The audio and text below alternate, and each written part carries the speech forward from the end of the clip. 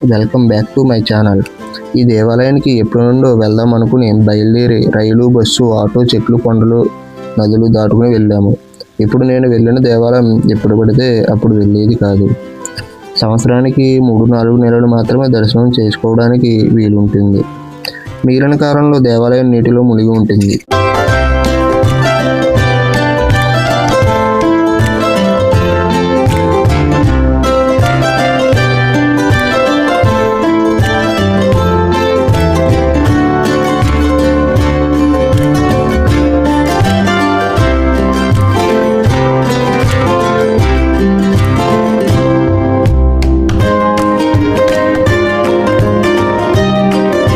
మనం ఈ ఆలయం ఎక్కడ ఉంది, దీని అసలు చరిత్ర ఏంటి అని అనుకుంటే, భారతదేశంలో 7 నదులు కలిసిన ప్లేస్లో నిర్మించిన ఏకైక దేవాలయం సంగమేశ్వరం.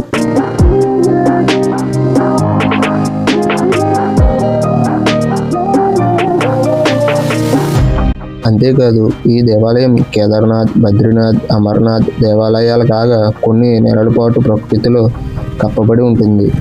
ఏడాదికి 3-4 నెలలు మాత్రమే దర్శనం చేసుకోవడానికి వీలుంటుంది.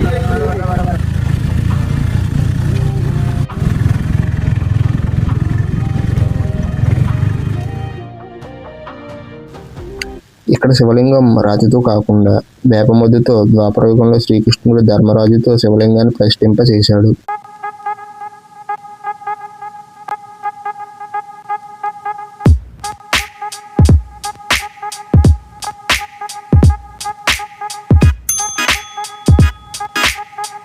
ఎవరైనా ఇంకా ఛానల్ని సబ్స్క్రైబ్ చేసుకుని వారు ఉంటే తొందరగా ఛానల్ని సబ్స్క్రైబ్ చేసుకోండి. దీని పూర్తి కథ ఏమిటంటే, పంచపాండవులు వారి అరణ్యవాసం సమయంలో సప్తనదుల సంగమం అయినటువంటి ఈ స్థలంలో శ్రీకృష్ణుడు ధర్మరాజుకి ఇక్కడ శివలింగాన్ని ప్రతిష్ఠింప చేయమని చెబుతాడు. అప్పుడు ధర్మరాజు భీమునితో కాశీ వెళ్ళి రాతి శివలింగాలను తీసుకురమ్మని చెబుతాడు. కానీ భీముడు శివలింగాలతో తిరిగి వచ్చేసరికి ముహూర్తం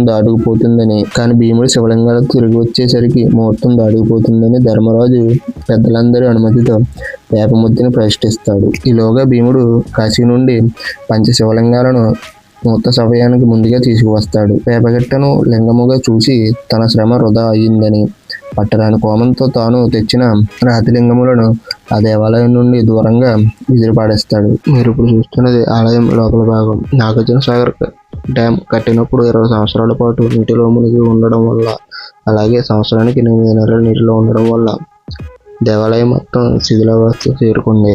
అక్కడక్కడ కొన్ని గోపురాలు శిథిలమవడం వల్ల కొన్ని విగ్రహాలను గుడి ముందు పెట్టి పూజ చేస్తున్నారు.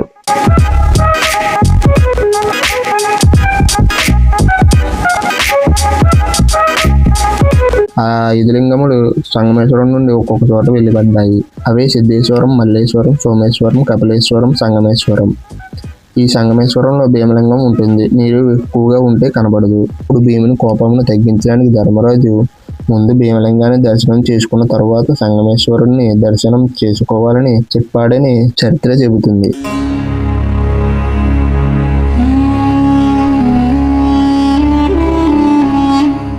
సరే, మనం స్నానాలు చేసాము, సంగమేశ్వరుని దర్శనం చేసుకున్నాము. మనకు ఆలయ చరిత్ర గురించి ఒక బుక్ ఇచ్చారు. దాన్ని కాసేపు చదివి, అక్కడ లొకేషన్ అయితే చాలా బాగుంది, అందుకని కాసేపు అక్కడ చుట్టుపక్కల తిరిగాము.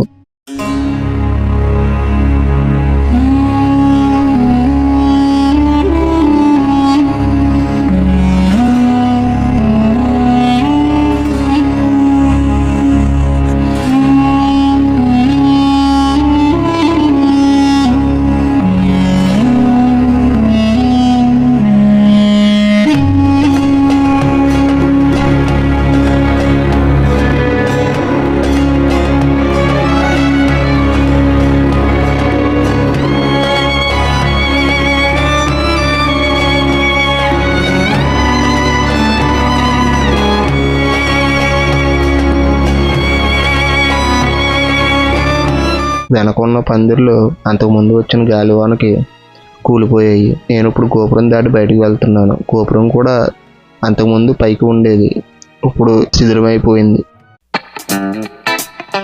తరువాత ఇక్కడ నుండి కొంత దూరంలో కొలను భారతి అనే ఒక ప్లేస్ ఉంది. అక్కడ మనకు జ్ఞాన సరస్వతి అమ్మవారు కొలువై ఉంటారు. ఏది ఏమైనా సరే ప్లేస్ మాత్రం ప్రశాంతంగా, ప్రకృతితో, పక్షులు, కోతులు చాలా బాగుంది. ప్రకృతిని ఆస్వాదించేవారు జీవితంలో ఒక్కసారైనా వెళ్ళవలసిన ప్రదేశం ఇది.